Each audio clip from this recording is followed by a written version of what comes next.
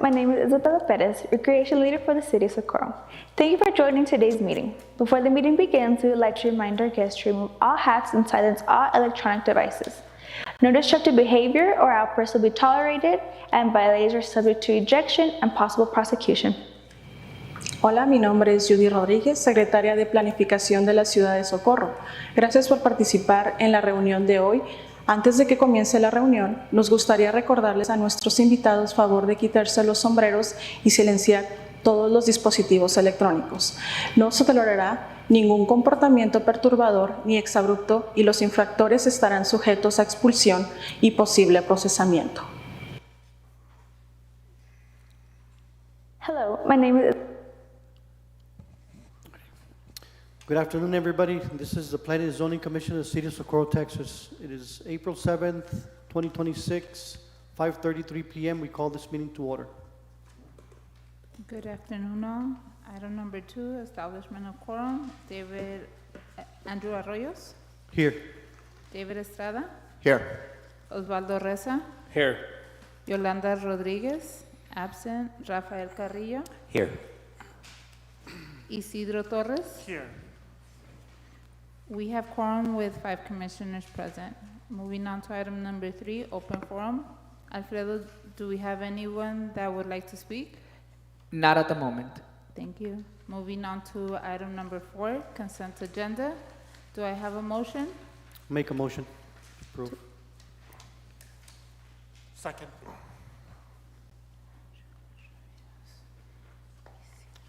I have a motion made by Andrew Arroyos to approve, second by Isidro Torres. All those in favor of the motion?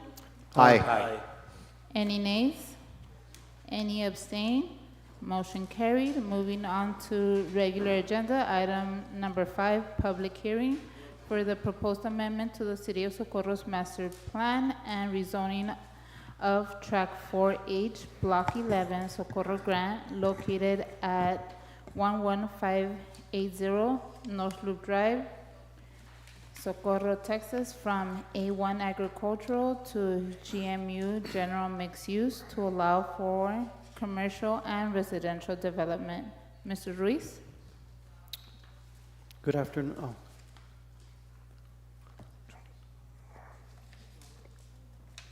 Over here, no? We're going to open up for public comment? No? No? No, sir. Okay. Is that the one we're deleting? The staff would like to request to delete items 5 and 6. Oh, okay.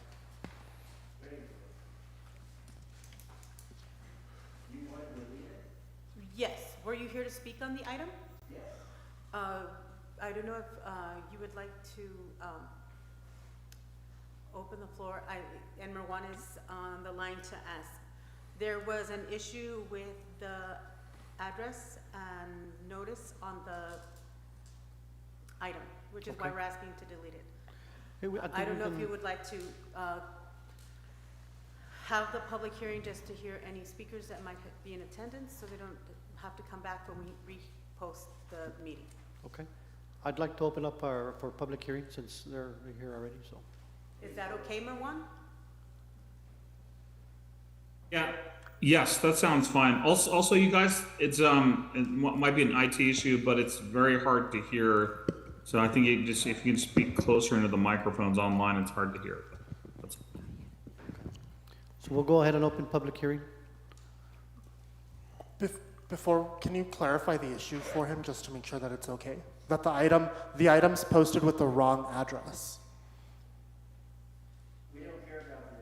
It is the right location. The Right notifications location. were sent to the right place, but we are going to have to repost the agenda item That's fine. and to be heard at a future meeting. So they will receive the notice again and given another opportunity to come to speak. Okay. But as a courtesy, Yeah. As they've a come. courtesy, we'll go ahead and open public hearing, and then I'd like to just remind you to try and keep it under three minutes. Can you make a comment? Yes, sir. If you would like to come in, come to the podium and Right. give us your name. My name is How many? Billy Jack Black, and I know exactly where y'all are trying to change farmland to commercial. It's right next to my house that I've lived there for 45 years. This gentleman here is also there, and that's why we came here to explain to you what's going on. I already know what's going on. I'm an ex-police officer. I work with the DEA and FBI, the whole 9 yards, and we just want to make sure that you guys understand where we come from. We have 5 to 7 acres of land there with horses, animals, beautiful land, pine trees, 200 pine trees around our home. And we've been there living for a long time, and we know exactly where it was. It used to be a field. I don't know how many acres exactly, but it used to be a field with a lot of oats and different farmers farming on it. Now it's been abandoned for the last couple of years. And if something goes wrong and y'all go to commercial, then we're done. Our homes are done. And there's approximately 4 homes on that stretch right there. And it's not our fault that the land is abandoned, and we know who bought it. And basically, there's an irrigation ditch that goes on the side of the road. It's a dirt road. There's no name on the dirt road.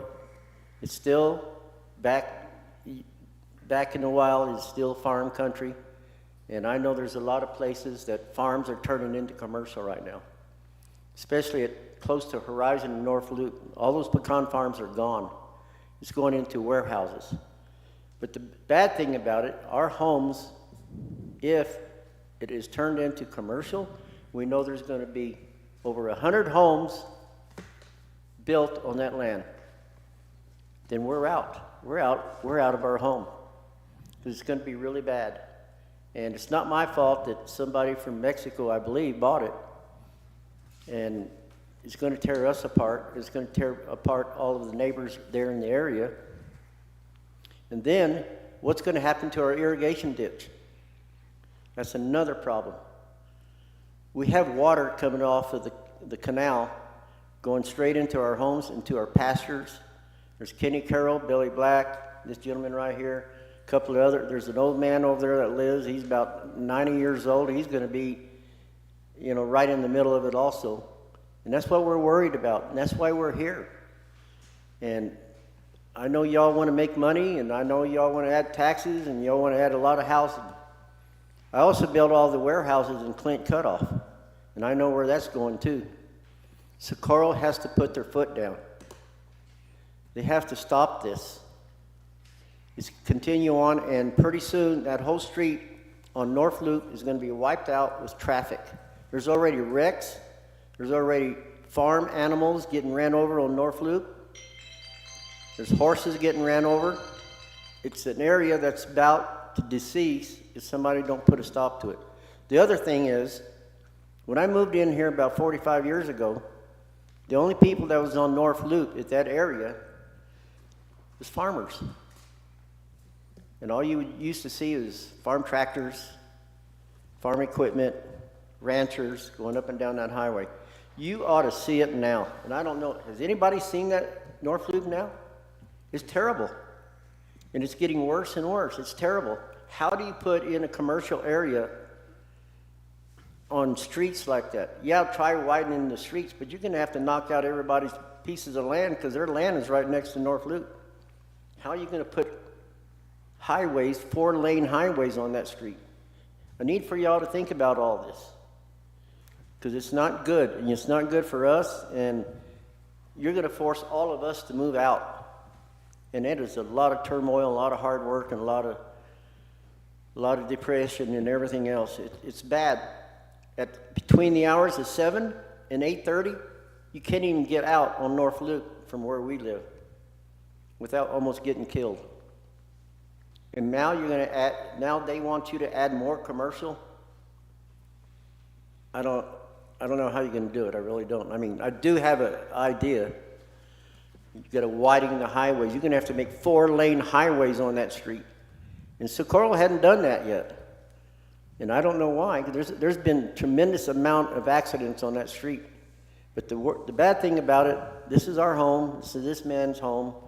And we're talking about the elderly people that's on that dirt road that goes into 11566 North Loop.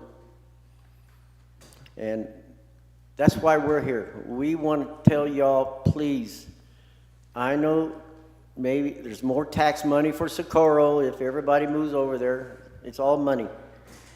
Okay. And I'm sorry this is happening, and we're totally just, our hearts are totally dropped. And if this happens, this is what's going to happen. We're all going to be forced to move out. And there's a lot of old people there. How do you move old people out of those areas? I'm 77 years old. The gentleman that's before me, he's 91. Where are they going to live? They can't go out on North Loop anymore. If they do, y'all have to have 4-lane highways, and you're not about to do that. I guarantee you that, because it's so busy right now. When school starts, you can't even get on North Loop hardly. So I don't know what y'all going to do about the highways. I really don't. But regardless, we don't want this to happen. You know, it's farm area. Mr. Adams was next to us over there on 11560 area. He was 92 years old. He sold his land, 100 acres, and there's over 100 homes now on his cotton field. Okay. So it's not good, and I'm probably outnumbered. And I just want to come speak my piece and let you people know, if you have a heart, you're going to try to keep this thing going for us. If you don't, I don't know what else to tell you. You know, we're in bad shape. And this man right here, he's going to be in bad shape too, along with about 3 other individuals, which are older people. Kenny Carrolls live in that area. Okay, sir, you can wrap it up for us, please.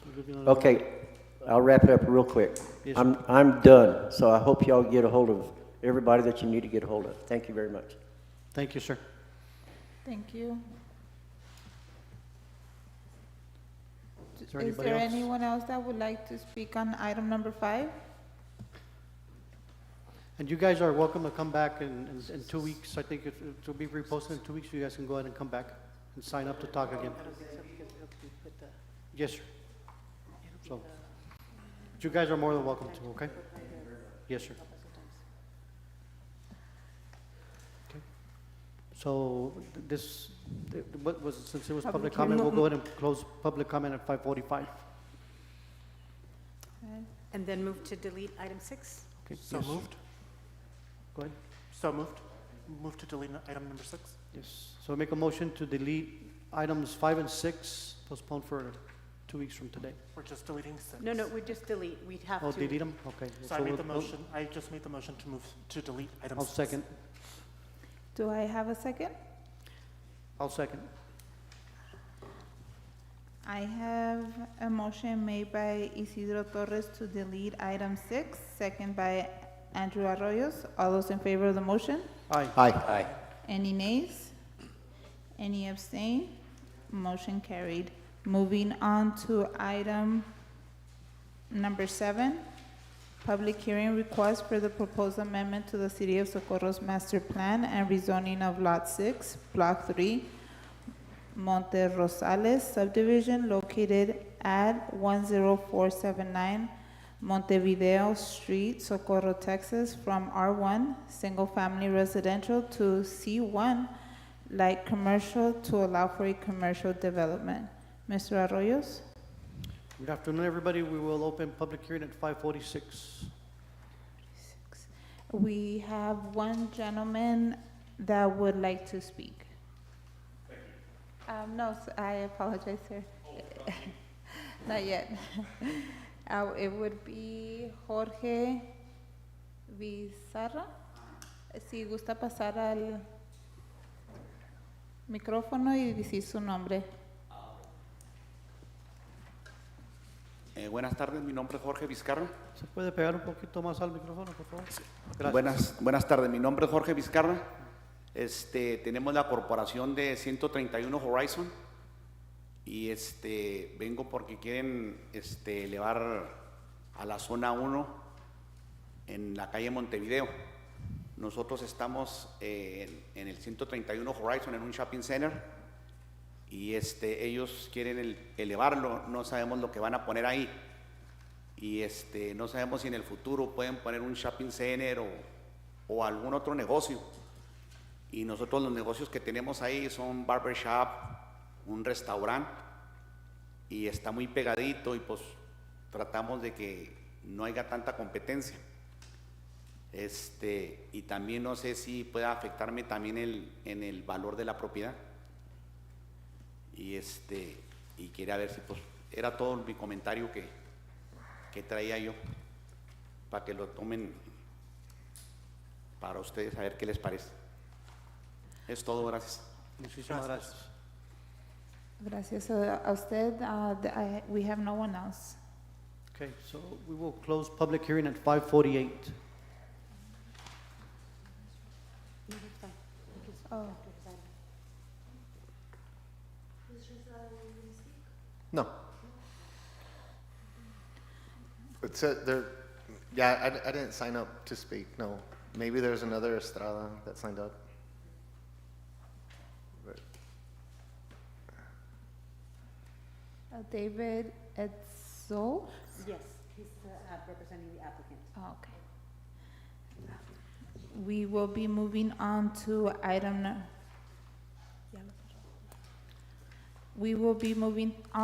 number 8, consider and take action on the proposed amendment to the City of Socorro's master plan and rezoning of Lot 6, Block 3, Monte Rosales subdivision located at 10479 Montevideo Street, Socorro, Texas, from R1 Single Family Residential to C1 Light Commercial to allow for commercial development.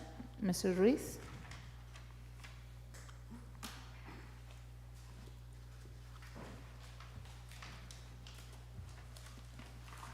Thank you, Yaira.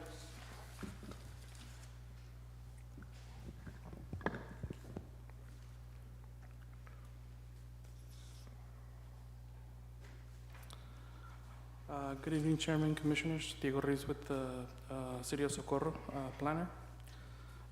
We will continue with the next item, which is 10479 Montevideo, rezoning request. The legal description is Lot 6, Block 3, Monte Rosales subdivision. The property address is 10479 Montevideo Street. The property owner, Dora A. Flores. Representative is David Etzold, here present with Devcon Associates. The lot size is 13,142 square feet, and the zoning is R1 Single Family Residential. The current land use is residential. The summary of the request is for approval of a property rezoned from R1 to C1 light commercial to allow for a commercial development. Recommendation is approval for the rezoning request.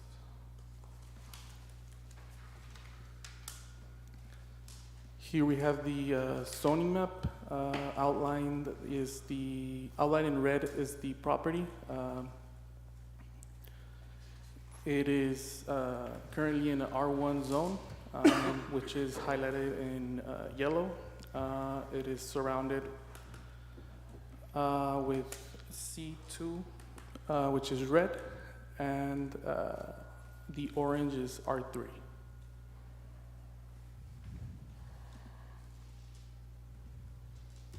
This is the future land use map showing the yellow as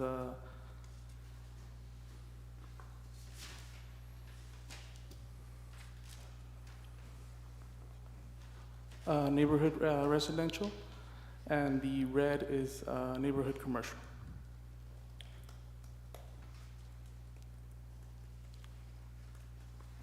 Here's the aerial image showing the property outlined in red. It is located at the intersection of Montevideo and Horizon Boulevard, just before reaching Alameda Avenue. Here are the site pictures. The pictures were taken from Montevideo Street at the front of the property. Here's the public notice map showing the radius of 200 feet where the surrounding properties were noticed. And here's the public notice letter.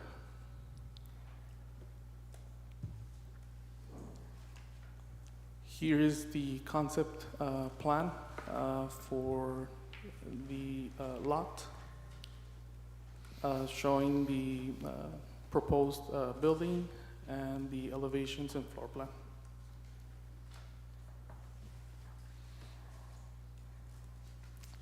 Summary of the request is for rezoning approval of a property from R1 single family residential to C1 light commercial to allow for a commercial development.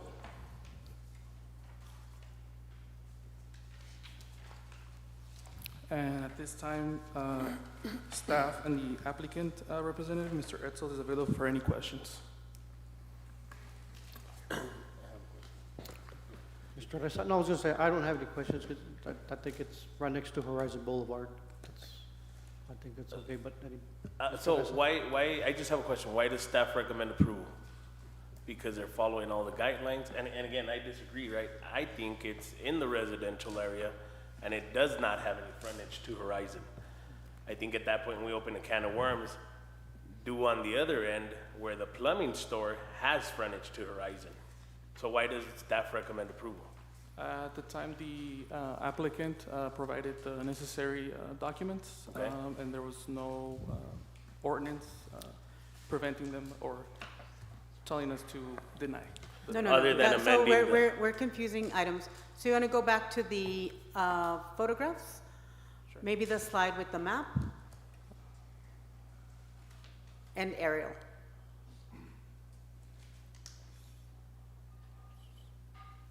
This one, right? No, up one more to the aerial. Well- So what, 100%, yes, very subjective. They do not front To Horizon Boulevard? Horizon. There is a rock wall separating the existing shopping center and the existing property that is requesting the zoning change. They don't, so just to your response, no, they're not fronting Horizon, but the access is there to provide visibility to that property. And it is close to Horizon that it can provide a benefit as a commercial lot. Correct. My concern at this point is we're opening up for any residential lot to come and try to convert to commercial when they have no frontage to a specific street, right? And adjacent to both properties on the side, the plumbing store has frontage to Horizon, and then the shopping center has frontage to Horizon as well. When everything else is zoned residential, rather than this one, you actually have to go into a residential street to access that commercial property, rather than being able to access it from Horizon, is where I see the issue. That's why I asked why the recommendation to approve. And then I think it just opens up the can of worms where anybody, let's say even the ones out here north of the shopping center, they have frontage to Horizon, they're residential, they'll say, hey, I'll just open a door in my backyard and convert this section commercial, because this neighbor now got access to commercial, and then I think we just open up that can of worms at that point. Anybody else? What's the width for Montevideo? What's the width on Montevideo?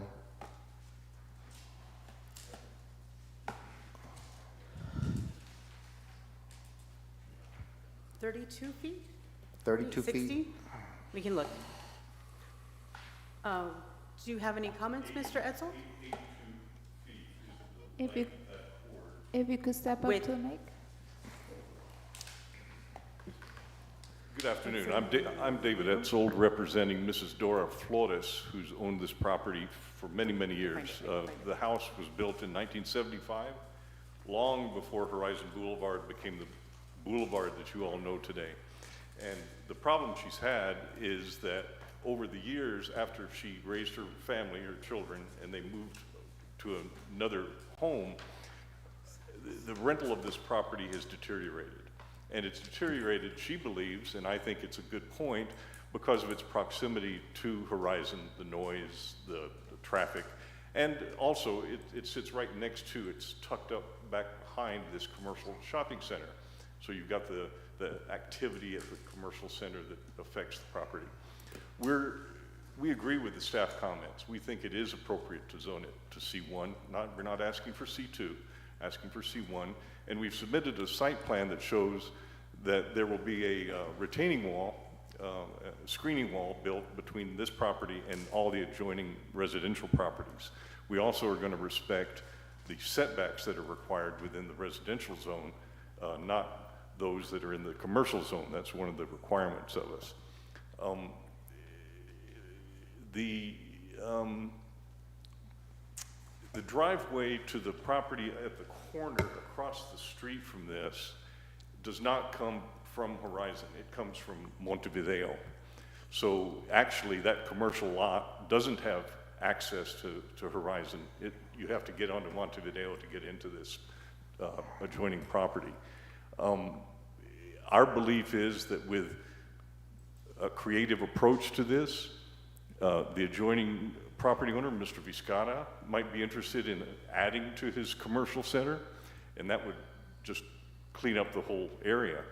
He right now has a ponding area at a very auspicious corner of his property that could be relocated to another location on Mrs. Flores' property, and that would turn the whole property that wraps around that corner into a nice commercial development.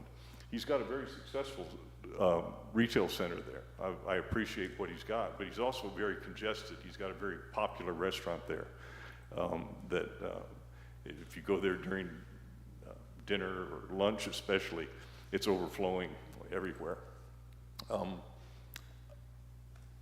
I believe that the staff is on the right track with this. We're not asking for anything too strenuous, and it's really up to you all to determine down the road whether you would allow any other properties to follow in this same suit. I think this is a pretty unique situation because of its location.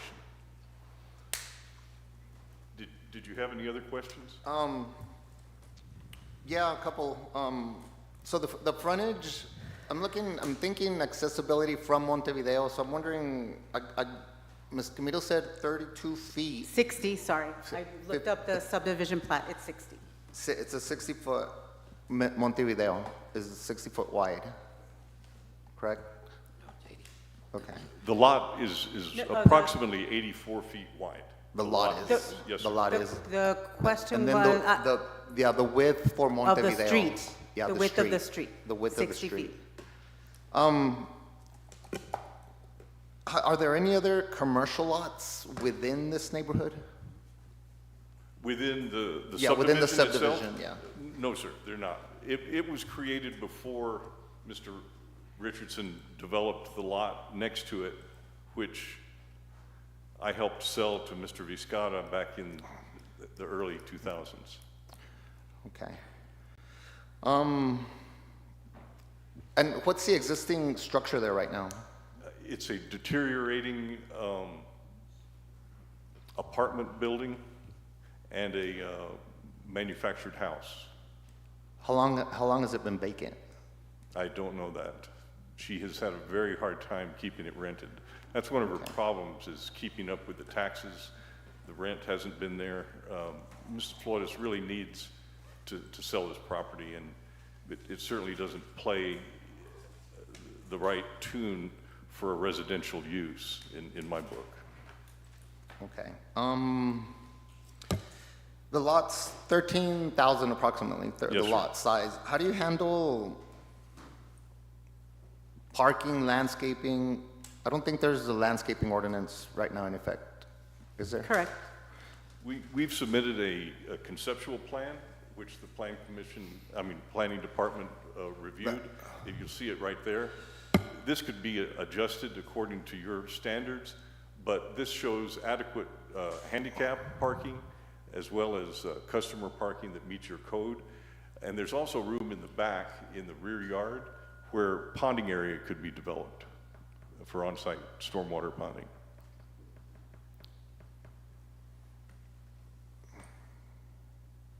And you can actually see, if you could use your imagination, the little triangle over on Mr. Vizcarra's property is where his ponding area is. And you can see how that could immediately be combined with the triangle on our property, which wouldn't affect the parking. And you could have, you know, a nice pad site for a Starbucks or, you know, something like that there.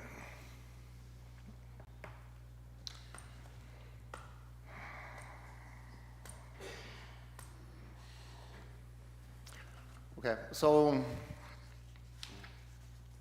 I'm good for now. Any Yeah, Mr. Torres? I have questions. Following that, in our backup, that the Monte Rosales subdivision has two C1 lots. One of the C1 lots is pretty far into the neighborhood on Montevideo. So my concern is we've already set precedent where there's a C1 lot in the middle of the subdivision. Where'd you find that? Can you pull that picture up onto the screen? Right here. Yeah, we're looking at this one. And then my second question is the C1 lot across from this proposed one. It has frontage to Horizon, but is the entrance from Horizon or is it from Montevideo? But the access is off of Montevideo. The driveway is off of Montevideo. Yes, sir. So there's already a lot in Monte Rosales subdivision. Well, there's two that are getting access from Montevideo already. What is in that? Oh, I see your point, that it's one of the lots that was platted in the Montevideo subdivision. Yeah, that have access to Montevideo. I see your point. Their access is Montevideo. So to deny this request on that doesn't make sense. Yeah, what is that other commercial property, do we know? Or is it a vacant lot? Do we know stuff? We can take a look. Maybe we bring it up, I think it's a vacant lot. And this is an older neighborhood, so could be something that is legal non-conforming, but from the aerial, it looks like a home. Are you speaking of that commercial lot there? Farther down, farther There's a down. lot that is Oh, in further down? So if you go to the subdivision map page, it's not up on the screen, sorry. It is in the backup. But nonetheless, this subdivision, this C1 lot that is in this subdivision No, it's farther up on Montevideo. its access is only Montevideo. And is it really C1 or is that a typo or a mistake or? And Then at that point, I'm I agree, right? There's no reason to deny it, but if it's a mistake, then. I see what you're talking about. It's this map that you all have, it's called the subdivision map. It does show a red lot way up Montevideo from Horizon.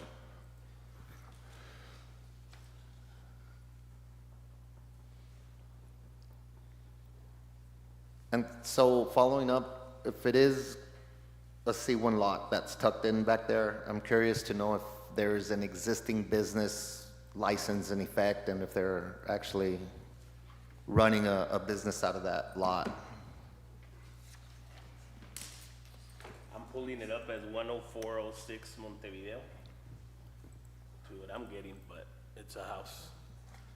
10406 Montevideo.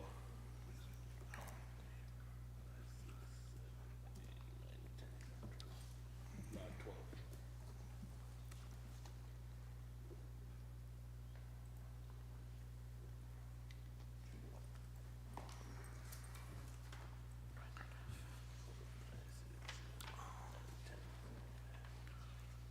Yes, from the Google Street View, it looks like a home. There's no signs posted or.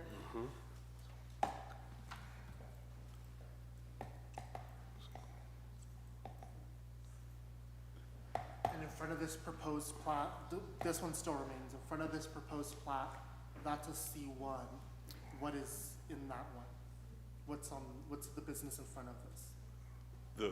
The corner across the street from us? It's a mobile It's home it's actually a new metal building, used as I think it's a for mobile plumbing home. or hardware store. It's a plumbing for Plumbing like, supplies. for mobile home. Hardware store. Yeah, It's a store, it's a hardware store. right, hardware. And the access, the only access to that is Montevideo. No, that one has frontage to Horizon. But the access. But they don't have a The driveway. entrance is on Montevideo.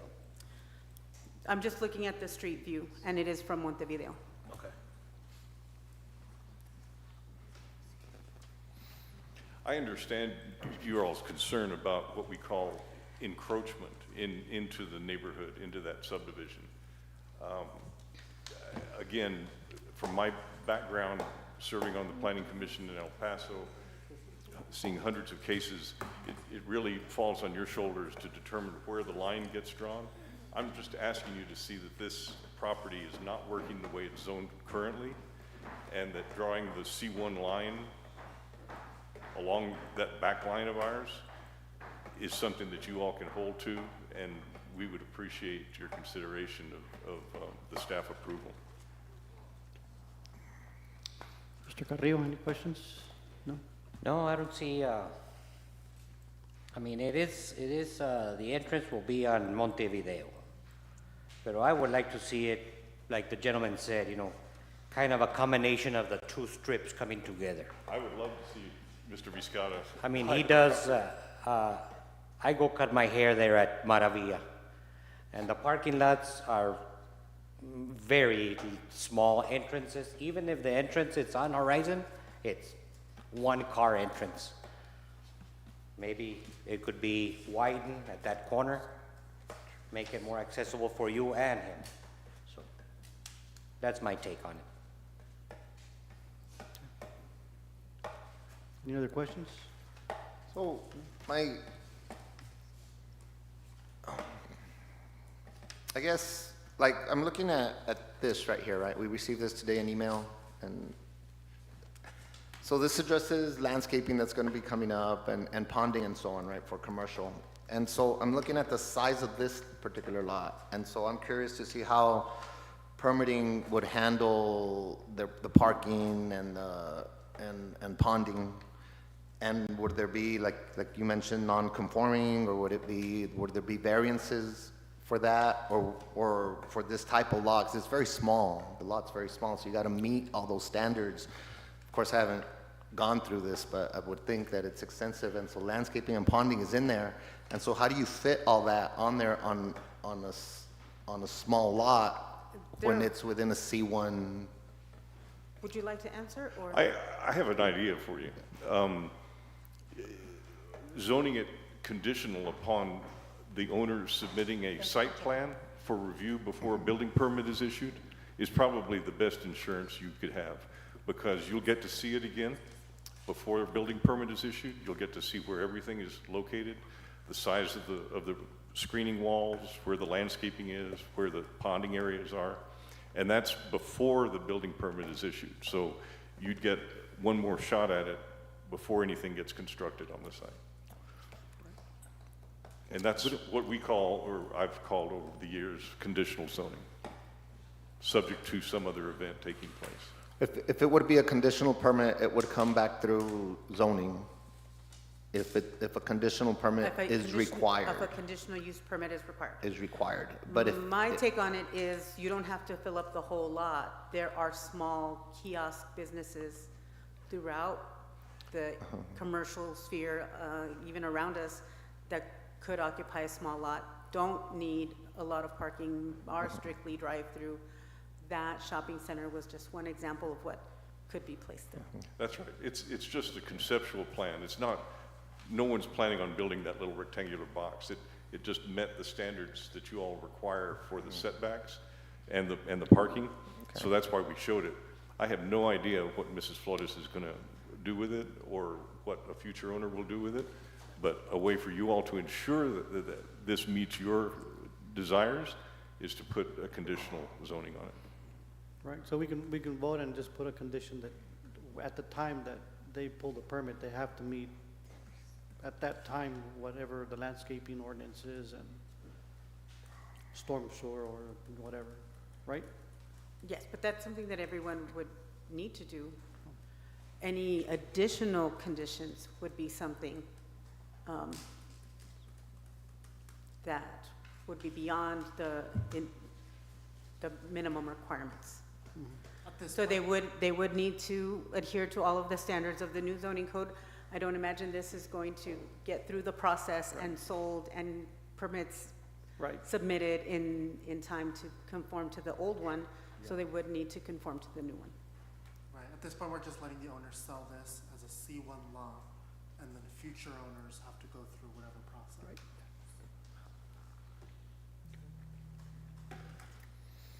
So? Okay, I'd like to make a motion to approve. Second. I have a motion made by Andrew Arroyos to approve, second by Isidro Torres. All those in favor of the motion? Aye. Any nays? Aye. Any abstain? Motion carried. Thank you all for your consideration. I appreciate it. It was difficult, I know. I appreciate you. Thank you.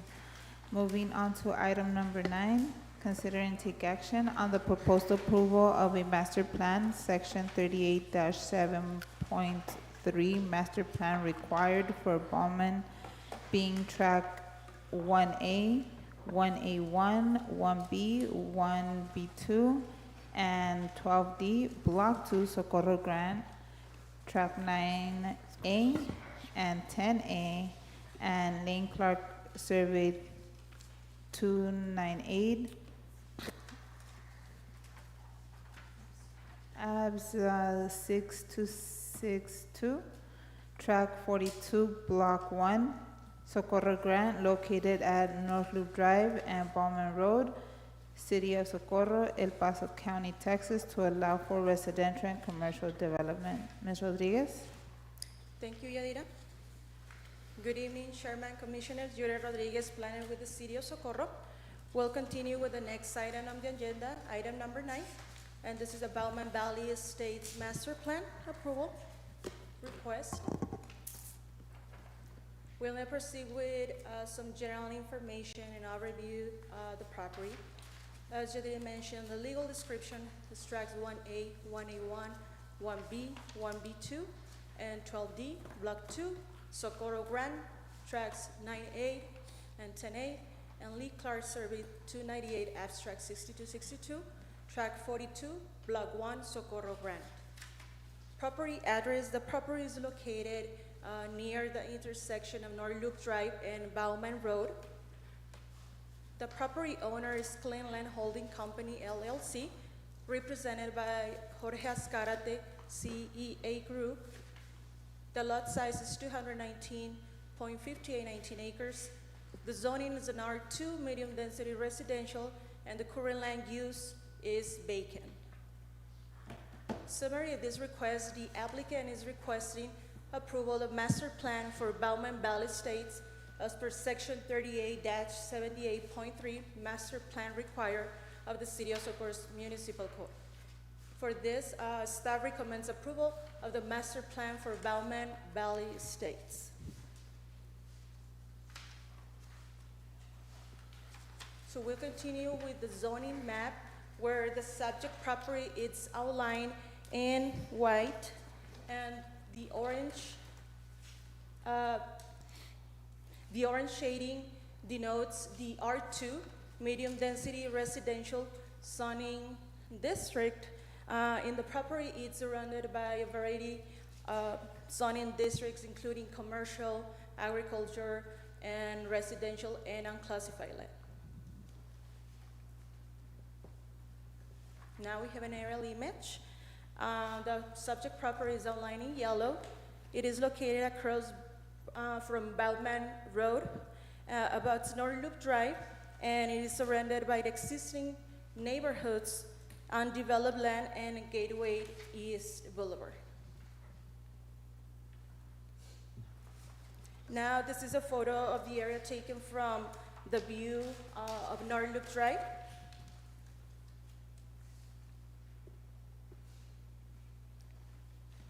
The next slide presents the Bowman Valley Estates Master Plan. The subject property is outlined in red.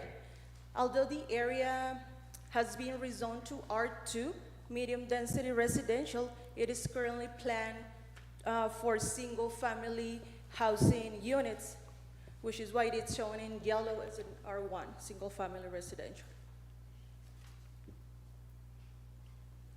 And now we present the traffic impact analysis. According to the applicant, Bauman Road will be extended as part of the project to provide direct access to the development and to support for potential future developments around the area. This TIA will evaluate existing traffic conditions, the intersection of North Loop Drive and Bauman Road, North Loop Drive and Sunset Valley, North Loop Drive and Angel Garcia Street, as well as proposed intersection on Gateway East Boulevard, to assess the project's impact and identify any needed mitigation measures. This image is the existing intersection at North Loop Drive and Bauman Road. And the next slide shows the proposed intersection between North Loop Drive and Bauman Road. Summary request. Request is for approval of master plan for Bauman Valley Estates as per section 38-7.3. Master plan required of the City of Socorro Municipal Code. And at this time, staff and the applicant, Mr. Escarate, are available to answer any question you may have. Thank you. I think we've been through, so I don't have any questions. I don't have any questions, we've been through it. Anybody else have questions? No questions.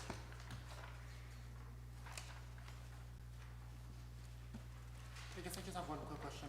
We received a TIA report for North Loop. What was that for Gateway? Is there any plans to connect to Gateway? What are the plans to connect to Gateway? Yes, and the representative can answer those questions if.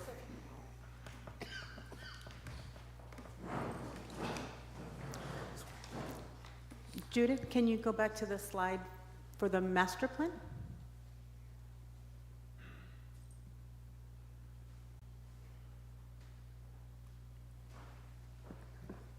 Good evening, Commissioners. Jorge Escarate with CA Group for the record.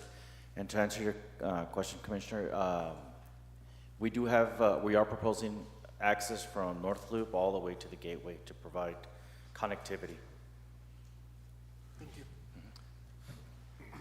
So, regarding connection up there to I-10, the last time we saw this, there was some issues there that we still need to connect the dots on some stuff. Can you give us an update as So we've to what's shifted the needed? roadway because there's a major drainage flow that's crossing I-10.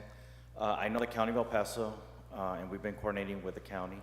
They got some federal funding to build, they call it SOC1, which is, I think they call it Socorro, something ponding area, like a huge ponding area, that they're gonna hold 100% of the runoff. That's why we needed to kind of finalize what is it that they were gonna be doing to see how we're gonna be able to connect that roadway. We've been coordinating with them. I think they're looking at finalizing their design sometime this year and going to construction sometime next year in 27. It's probably gonna be about an 18-month construction duration for the pond. For the ponding? Yes. And I didn't catch who's they? The County of El Paso. The County of El Paso. Okay. And that's why we put another pond upstream next to the red, if you see it. That's in the county, to capture any excess flow that comes from where the pond is at to whatever is naturally going there right now. Okay. My next question is, so we're looking at the red outline, right? That's single-family residential, basically, everything that's outlined in red. That's what we're looking at today as for the master plan. That's what we're voting on. Correct. Why not include the orange area, which I believe is multifamily, and then the red, which I believe is... I believe that's already been rezoned. It's already been... We've moved over forward with plating and all that, correct? That area has already. That area, correct. Which is the red and the orange, which is commercial and... Right. There's been some interest on that corner run right there, right on Bauman and North Loop. Obviously, it's a hard commercial. So there's been a lot of interest on the commercial activity right now. A lot of interest, I would think so. A lot of yeah. interest. Who's responsible for lighting there? The developers? Street lighting is we got to comply with the City of Socorro's requirements, with the requirement of every 200 linear feet, we gotta put streetlights. So the developer pays for the streetlights. I'm not sure if that's your question. Also, TxDOT has a project that they designed probably 2 years ago, if I'm not mistaken. That's my next question. About the traffic light on Ballman and North Loop. One of the things that we've already coordinated with TxDOT, they're moving forward with the construction. They just have not given me a time frame. We, the developers, have to retrofit whatever TxDOT puts in, because they designed it as a T intersection, and now we're gonna come in with a full intersection, so we gotta retrofit at the mast arm and retrofit the pedestal signals and all that stuff. Okay, last question. That orange area, which is for multifamily, right? Do you foresee in the future there being a request to rezone for commercial for warehousing? No. Actually, there's already interest to build apartments in that one. Okay. Okay. Questions? No? I'd like to make a motion to approve. I'll second.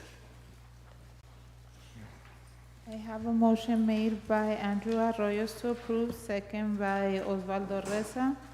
All those in favor of the motion? Aye. Aye. Any nays? Any abstain? Motion carried.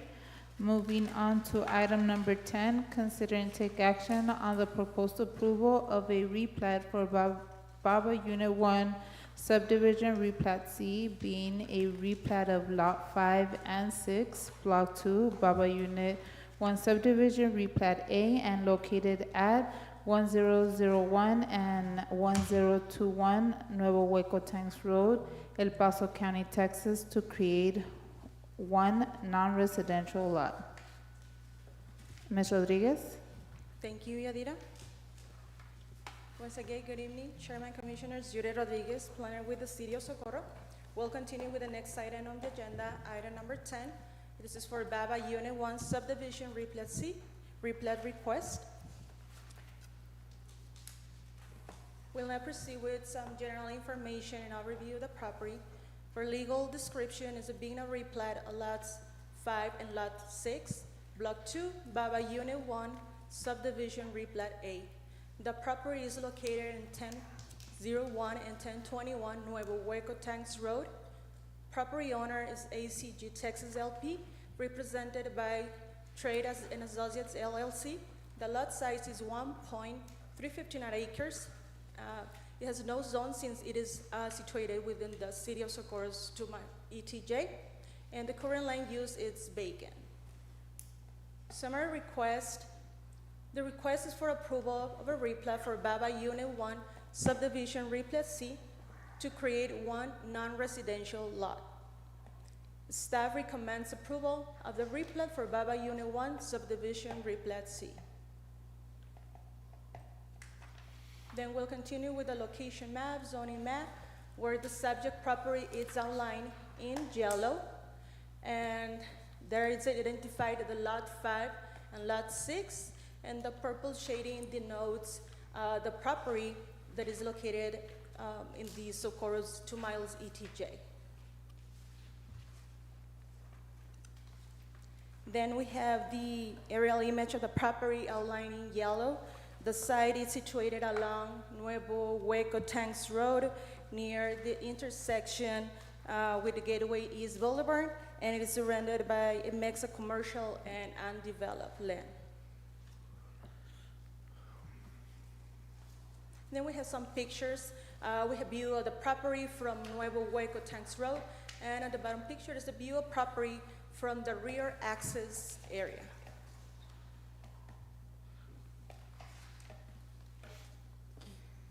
This is the original plat. This is for Baba Unit 1 subdivision replat 8. This plat was recorded in May 2022.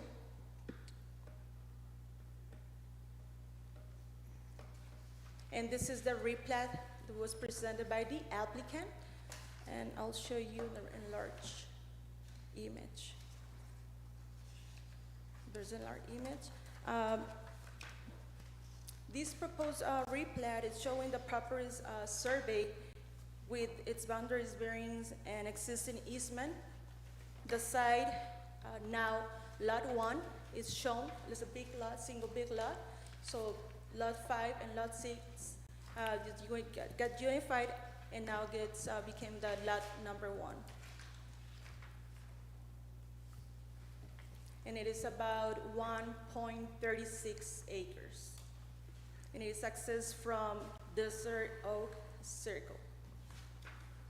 Since there's no access along Nuevo Hueco Tense Road.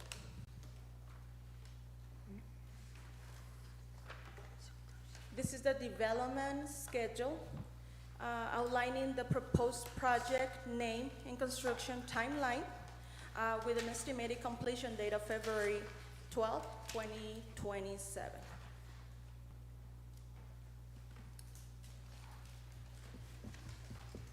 Summary request is for approval of a replat for Baba Unit 1 Subdivision Replat C. And at this time, staff and the applicant, Mr. Felix, are here present and available to answer any questions you may have. Thank you. Questions? No? No questions. I'd like to make a motion to approve. Second.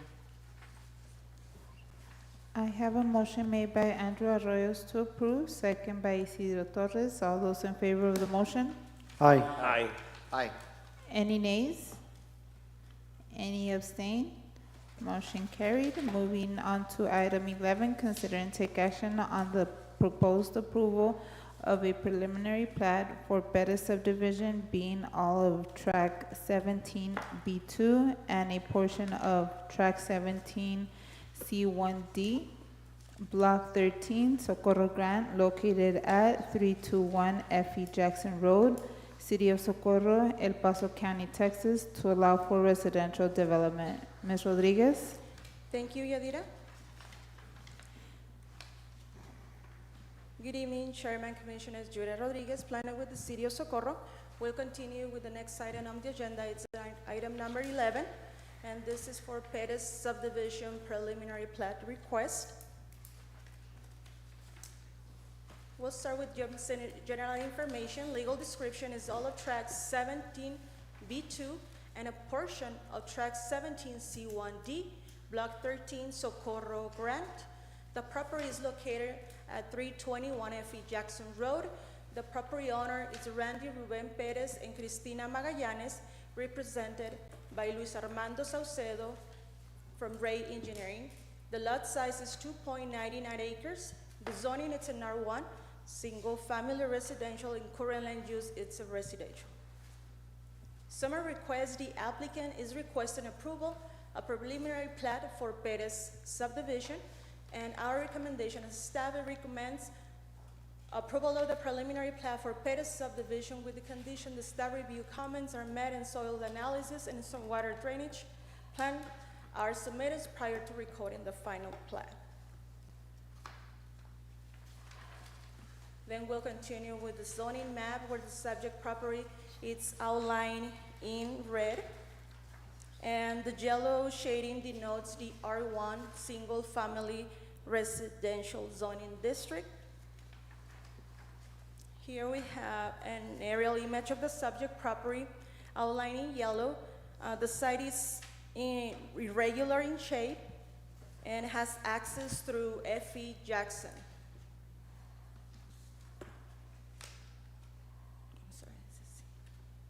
Okay, something like this. It may miss, as you can see, the surrounding area is mostly developed with residential lots to the south and east, while the land to the north is west remains more open and used for agriculture.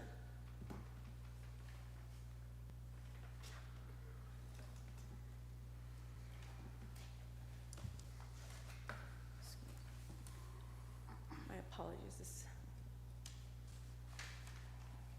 As part of this plat, a portion, an adjacent tract is being included. I don't know if you can see the little rectangle like right in the middle of the track. And that rectangle, that portion will be dedicated to the city as public right-of-way. This dedication will allow for the continuation of the existing street, Perlet Street, and provide access to the proposed subdivision in accordance with the City of Socorro requirements. So now we have these pictures. This is a view, the first picture is a view of the property from F.E. Jackson Road. Second picture is a dead end at Perlet Street. And the picture at the bottom is the rear area of the property at 321 F.E. Jackson.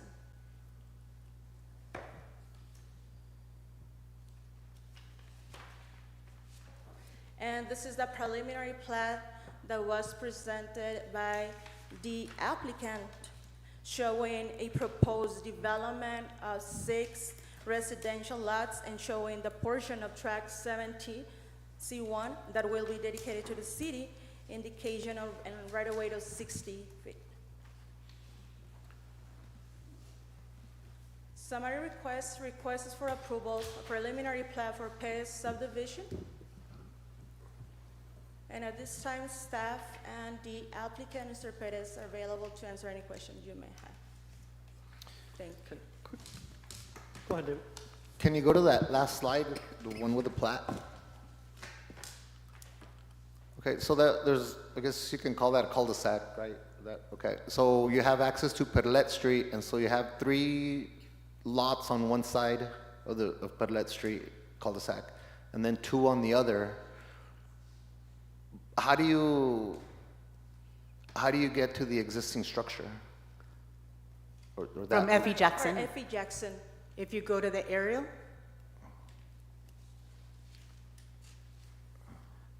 do you see where the name F.E. Jackson is? It's very narrow, but there is that was a street that leads up to the property. Can you zoom in? So is that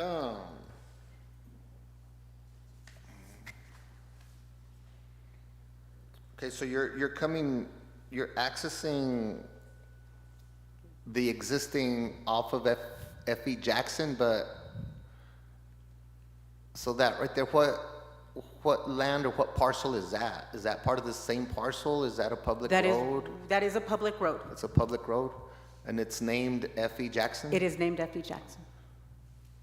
Okay. All right. Quick question, when they develop, I'm assuming if they develop it, that part that's being dedicated to the city, who will be responsible for paving that part? Will they be responsible for that? The applicant. Okay. I'm sorry, who's responsible? The developer. developer. Yeah. The developer? I don't have any questions. No? No questions? Okay, I'd like to make a motion to approve. I'll second. I have a motion made by Andrew Arroyos to approve, second by Osvaldo Reza. All those in favor of the motion? Aye. Any nays? Any abstain? Motion carried. Moving on to item number 12, consider and take action on the proposed approval of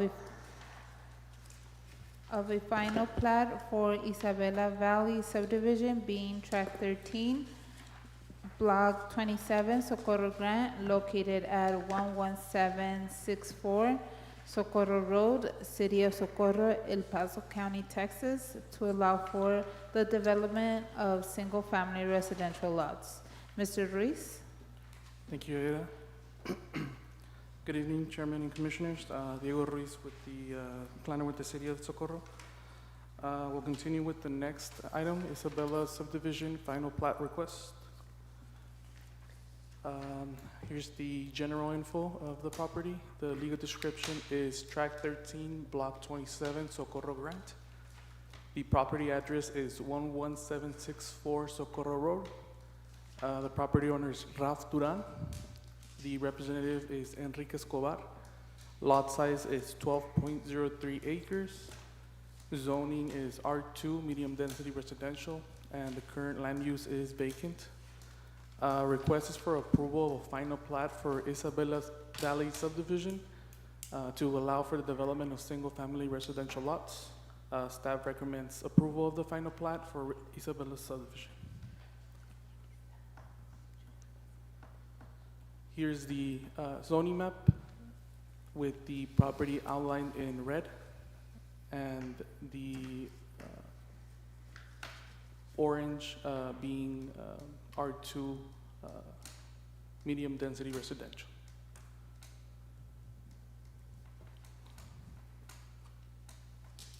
Here's the aerial image of the property being outlined with yellow and located on Socorro Road.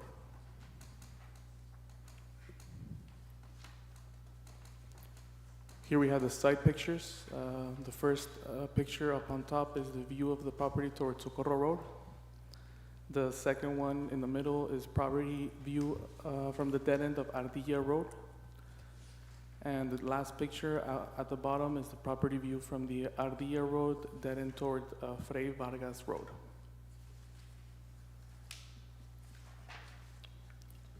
Here is the final plat for Isabella Valley subdivision. It consists of 47 residential lots, one ponding lot, which in total is 48 lots. The smallest lot being around 5,500 square feet, and the ponding being 25,000 square feet.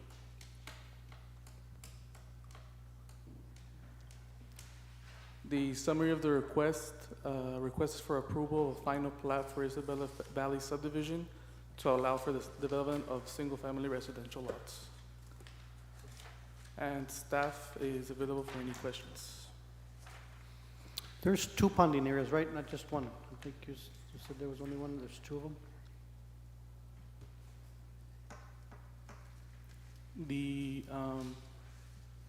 There's one right at the entrance and then one right at the middle. The one in the middle, I believe it is a ponding. The one on the right, I want to say it's a residential lot.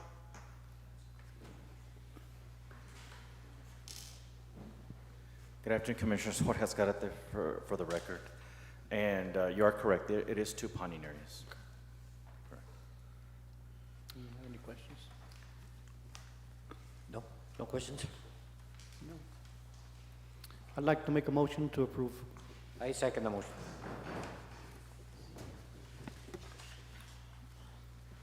I have a motion made by Andrew Arroyos to approve, second by Rafael Carrillo. All those in favor of the motion?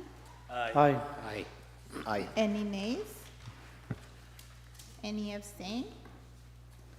Motion carried. Moving on to item 13, consider and take action on the proposed approval of a final plat for Horizon Park Unit 2 subdivision being tracks 2, 3B, 3B5, and 4E1A, Block 3, Socorro Grand, and located near Horizon Boulevard, City of Socorro, El Paso County, Texas. Mr. Ruiz? Excuse me, before we start, I'd like to say that I want to abstain from this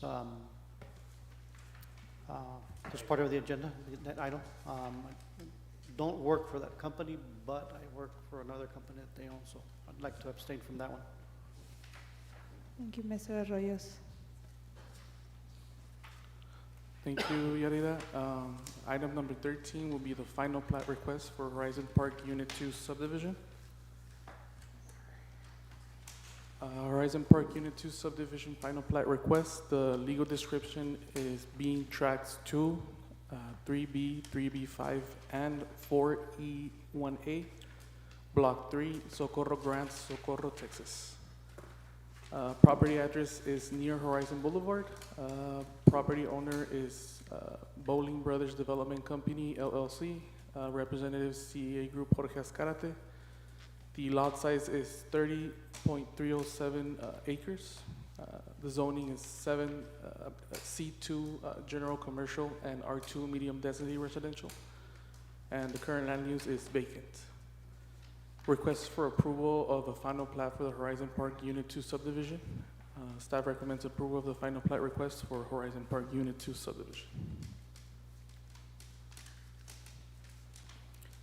Here we have the zoning map with the subdivision outlined in yellow.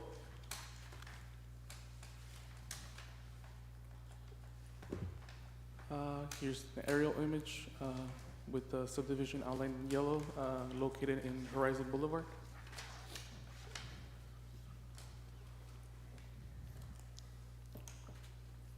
Here are the site pictures.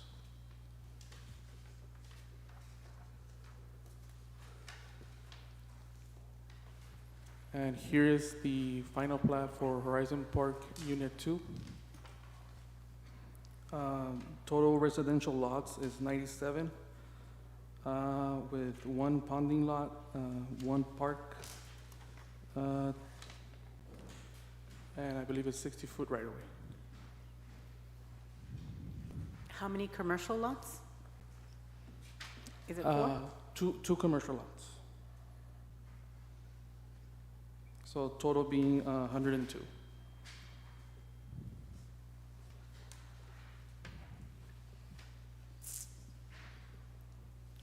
Summary of the request is request for approval of a final plat for the Horizon Park Unit 2 subdivision.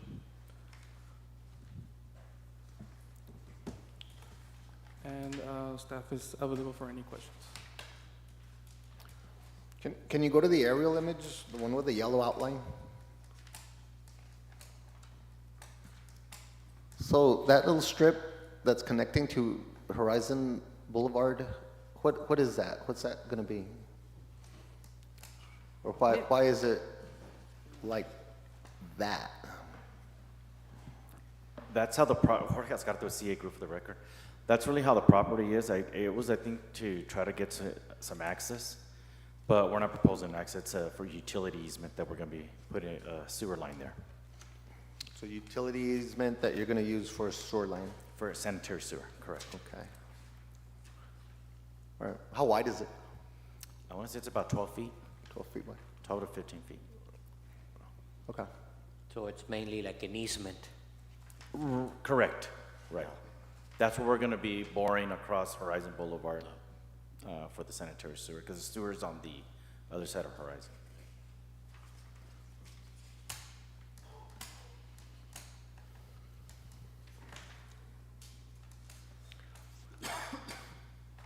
Okay. Can you go to the final plat?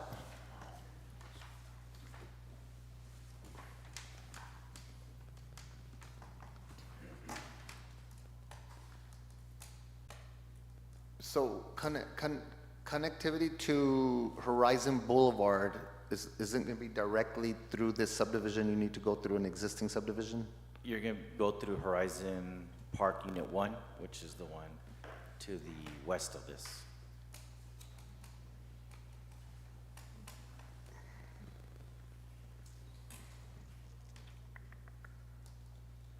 Why not give this subdivision direct access to Horizon Boulevard? Why? On that portion at the top where we have the cul-de-sac, it is probably about an over 100-foot drop. Say that again? It's about a 100-foot drop. A 100-foot drop, where that cul-de-sac is From at. there all the way to the bottom, it's going to be probably 80 to about 100 feet drop. Okay. So just realistically, we just can't. So that's where it's going up Horizon Boulevard. Right. up on If you top. go out there, you'll see the drop off quite a bit. We could shoot them through the 12-foot easement. TxDOT won't allow it because it's too close to the other street. And 12 feet is too narrow. So.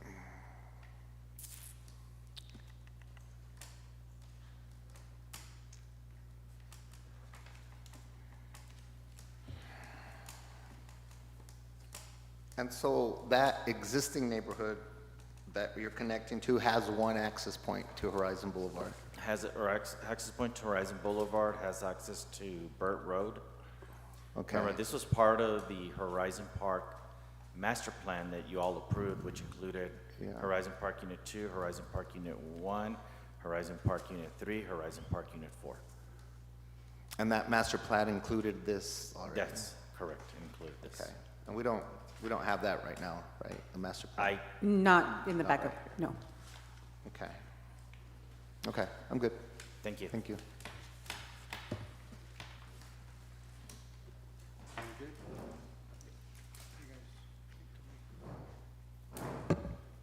I'll make a motion to approve. Second motion. I have a motion made by Osvaldo Reza to approve, second by Rafael Carrillo. All those in favor of the motion? Aye. Any nays? Any abstain? Abstain. Motion carried. Moving on to item number 14, Planning and Zoning, Commissioners Report. Commissioners? I'm trying to remember something that we had talked about 2 weeks ago, but doesn't come to. Who were you talking, it was here? Yeah, I think we were gonna go over something this Meeting. last week or whatnot, but I just can't remember. I'll remember when I leave. Never fails. I have nothing. No. You guys?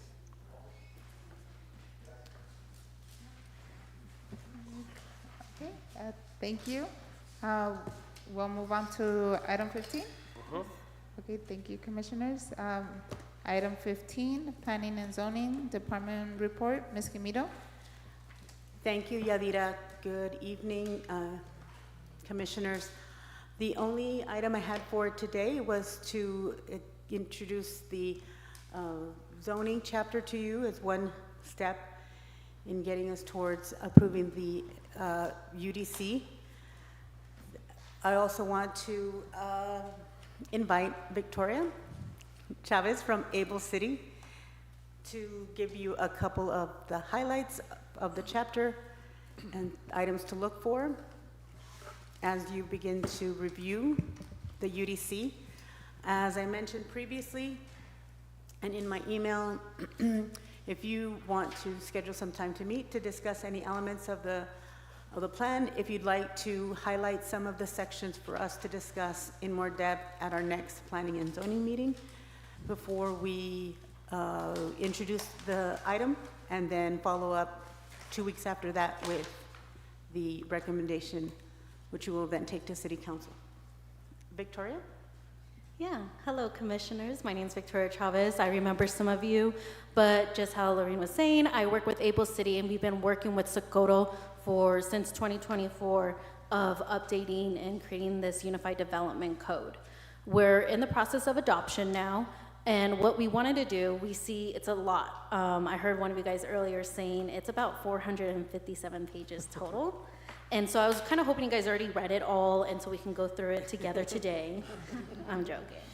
But this is why we kind of wanted to break it up and already have some meetings going about starting today as a review, and then go in on April 21st as our second review, and then have a final adoption with P&Z May 19th, and then City Council will start the intro on May 21st. In between that as well, April 22nd, we're gonna have a stakeholder meeting. So we're gonna bring in some key stakeholders, especially developers, to review some of the zoning, make sure what we are producing is accurate, consistent, and really represents what we talked about a few months ago. So just to get started, I kind of want to focus on the zoning chapter, especially because this is P&Z. I want to open it up to if there's any questions. You can see, if you have your pages in front of you, around 2.2 and 2.3 kind of sets out the zoning districts establishments. There's a little bit of change. We introduced the open space and parks, so OSP as a zoning district, as well as agriculture. We also have the historic preservation overlay as HPOD. We wanted to make sure it correlates with your comprehensive plan, but also some of the notes that we have taken with talking to some stakeholders and reading through your existing code. You can also see that we took out the RM1 and RM2 and kind of created some zoning districts where it's R2, which is medium density residential, and then R2A, which is that urban residential. So I'll open up the floor if you guys have any questions on that.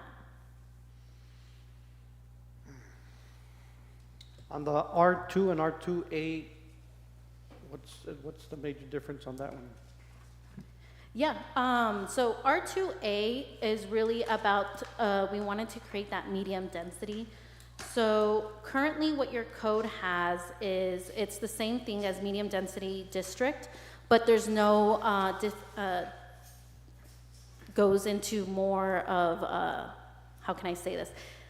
It's just plain medium density, and then it goes into RM1, RM2, and then commercial.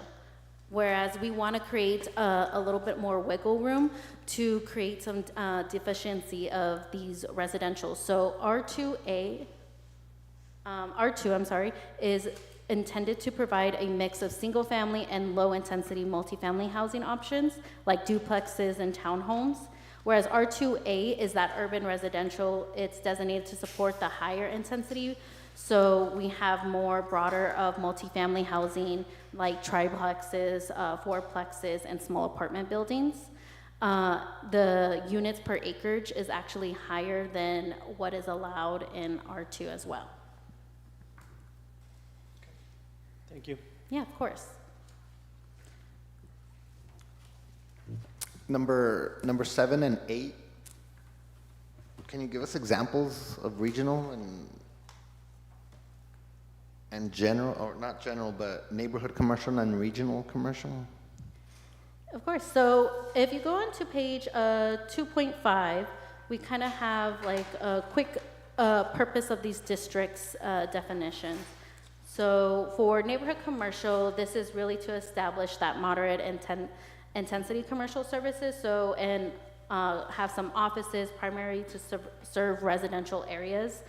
This could be small residential as like a hair salon, nail salon, small offices that could be for lawyers, barbershops, things like that. And then going into our regional commercial, that is for our higher density type, so probably our regional markets like lodging, hotels, larger offices, any large shopping centers will go into this area as well.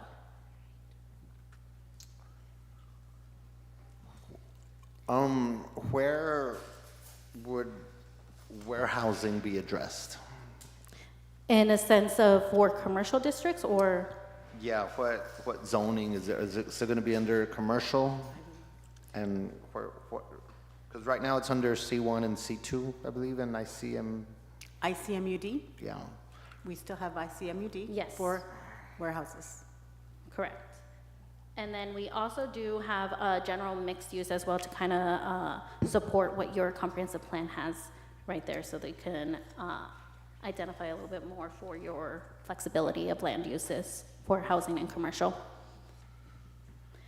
If you do want to go a little bit more into detail on the type of uses permitted, well, for the setbacks, before we jump into that, if you want to scroll down or go to pages, let's go to 2.17, it kind of goes into more details of what is permitted and the type of special regulations and dimensional standards that would be in these zoning districts. So I just want to start in RE. And in RE, we have it's still taking in consideration what your current code has. There's not a lot of changes here, except for if there was discussion like this didn't really make sense to have, I'm just spitballing here, for one of the uses it was 45 for the rear setback when it should have been 35. So we just updated those. But on here you can also see we have the special regulations breaking down your collector streets and minor and major arterials. Also talking into how the site development standards should be when it comes to infrastructure and roadway access, solid waste, storm management, and any other applicable standards that also reference other parts of the UDC, either if that's in the development code of Chapter 3 of the UDC, like parking, landscaping, signage, and screening. Well, it's a monster, man. Yeah, it's a lot. So what I wanted to do, especially for this UDC, is it's a lot to absorb. So we try to add some pictures, imagery, and a table to try to simplify it a little bit. So it's not just so much words and it gets lost and it gets misconstrued. So on page 2.19, you can kind of see an example there. You have the table of the breakdown of the lot requirements, setback requirements, building requirements, and then even a little visual to represent, okay, this is what your front setback means, and this is how you should be counting it. And you'll see that throughout majority of the districts, excluding the overlays and GMU.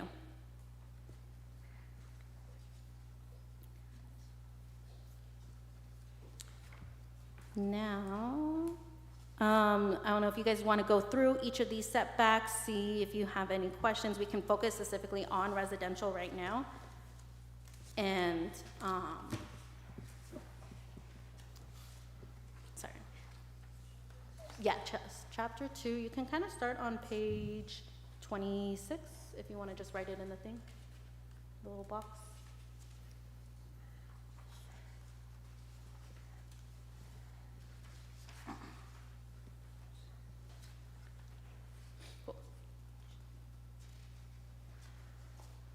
So you can kind of see it up there.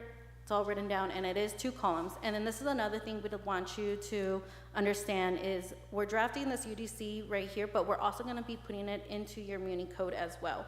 That's going to take a while for them to analyze and transcribe, however they do that at Mini code. But you guys will at least have this UDC right here on hand when it gets adopted while things are getting worked on behind the scenes.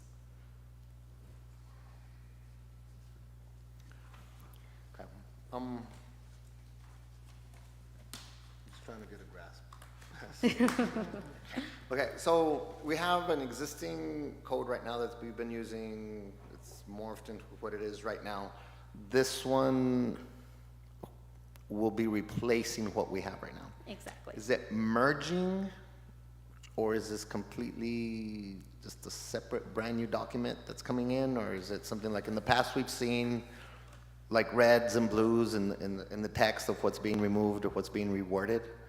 Is that Whole chapters, so this is new, whole chapters The whole of chapter the brand- of the current brand ordinance will be deleted. and this and one's going to this come will in replace it. place? Exactly. There's some stuff in your code that wasn't addressed in this code because it just wasn't part of it. So those will stay the same. But looking at chapters like zoning, development, design standards, non-conforming, subdivision, environmental, there's at least 13 chapters total in this UDC. Quick question, because I know that's a lot to look at or whatnot. Off the top of your head, on the R1 or R2s, on the setbacks, did those change? Like, I think in the front is 20, side are 5, and back is 25, something like that. Did the side ones change? Can double check right now. I have it pulled up. So.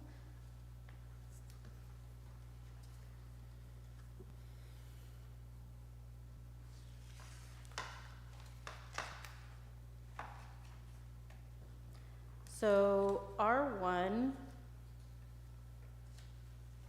front setback was 25, side 5, if there's a street 10, and rear 25. And if we go to Did you say the front was 25 or 20? 25. The front? Mm-hmm.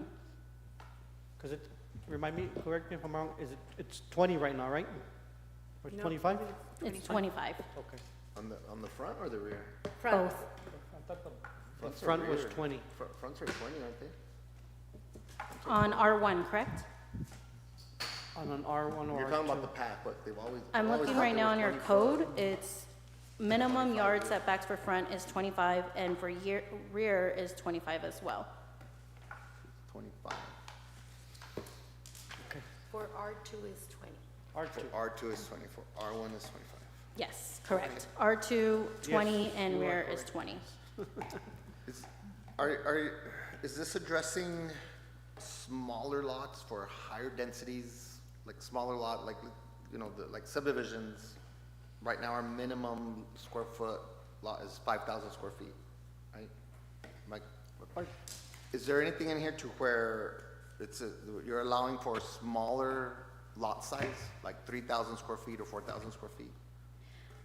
Not directly in the zoning code, but I would have to double check on our subdivision. I believe we do, because that was a big conversation. It's like an R3, no? I think you're talking about an R3, David? Well, if we're talking about R3, that one, or R2A, I mean, I'm sorry. The lot area minimum is 6,000, and the lot width is 50 minimum. So those are a little bit narrow and skinnier, and they also do allow a little bit more higher resident density. Because there've been conversations amongst, I guess, developers saying higher density, more homes, get more bang for the buck, basically, but smaller lots, smaller homes, more affordable. But you need a smaller lot to be able to do it. And so I'm wondering if that's in here. Like, And so like the whole subdivision, you know, 100 lots, but all that's just high density, single family homes, single parcels, but smaller densities, like smaller lot sizes, like 3,000 square feet, for example, 4,000. I think R3 did that, but we don't have R3 right now. I think we did away with that. Right. But so what I do have on the permitted table is talking about cottage style homes and courtyards, and those usually would need or tiny homes need some type of conditional use permit, and those we can look into seeing what size of the lot it can be, and we can add an extra just regulations. If you're putting in a tiny home, this is gonna be the minimum lot size here. Let me go down to that regulation, actually.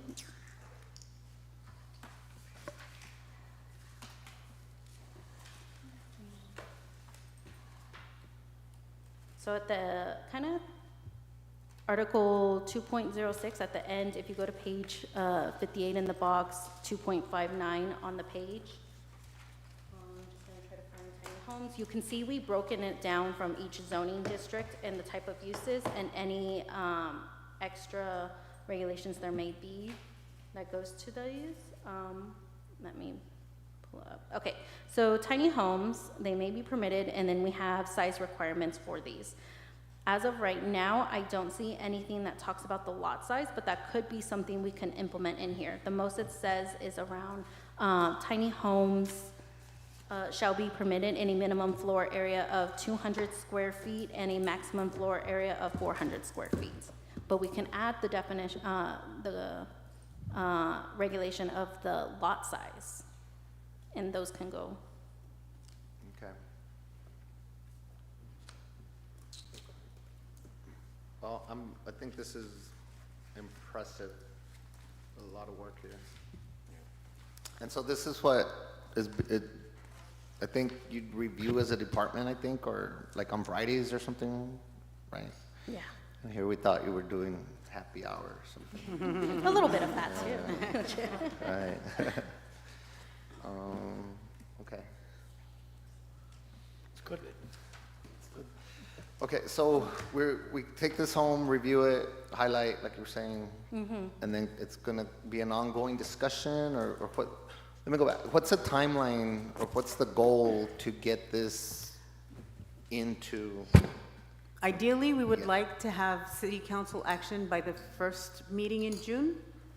So this gives us still a few meetings and time in between meetings to review. You don't know, we've only printed this one section for you, but we did email you the whole draft. So if, we'll put together a little more structured presentation to evaluate the different parts, to highlight items that are new to the UDC for these next 2 meetings. And then that would then mean that the meeting after that would be the public hearing.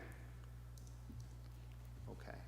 But at any point, if you have questions, if you want to talk about any parts of this, we're more than welcome to sit down and have discussions with We y'all can individually. call you and meet with And you have outside availability to, outside of, Yes. outside of the Planning and Zoning Commission. It might even be helpful if you shoot an email to express like a comment on there. So when we do come for the meeting here, I can already have examples or explanations that digs a little bit deeper into your comments or questions. Yeah, because this is still a draft. There's still opportunities to make changes and additions. Okay. Yeah, it is open for public review online as well on the socorroudc.org page. So we've been telling people to check it out online, and then the public is allowed to leave a comment on the website as well. So we can always provide that. okay, so, and I think I asked a while ago, sort of, but, okay, so the first gentleman that spoke today, he was talked a lot about the farmland and everything that's going on North Loop and so on, right? So I'm interested in what is going to address warehousing. So can you, without me having to read the whole thing, just, do I focus on the commercial units and the ICMU? UDC? IC. And the- ICMD. Okay, so those paragraphs is what is gonna govern warehousing, basically. Exactly, and then we have that permitted table that kind of breaks it down about where, if it's permitted, and then it goes into those special regulations that's broken down into commercial or ICMUD of uses that go into those. So, let me see if I can find it, because warehousing has been a big topic that we really wanted to make sure we included. So there's self-storage, mini warehousing, portable recycling facilities, detention centers, data centers. I had to look through it. But ICMUD would be the use that you have to go through to see if it's permitted. Okay.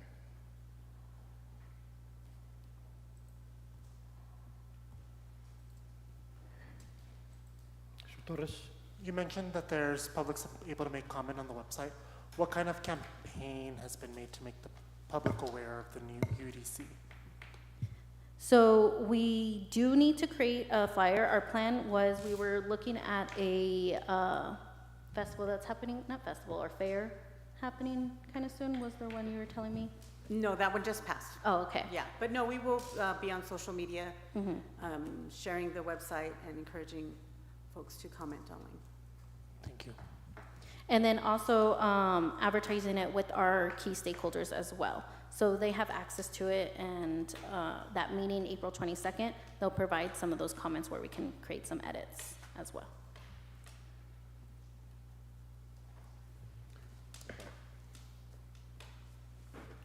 Good. Thank you, that was all. Yes. Thank you, Ms. Camilo. Moving on to item 16, consider and take action on the adjournment of this meeting. Do I have a motion? Make a motion to adjourn. I'll second. I have a motion made by Andrew Arroyo to adjourn, second by Osvaldo Reza. All those in favor of the motion? Aye. Any nay? Any abstain? Motion carried. Meeting adjourned at 7:11.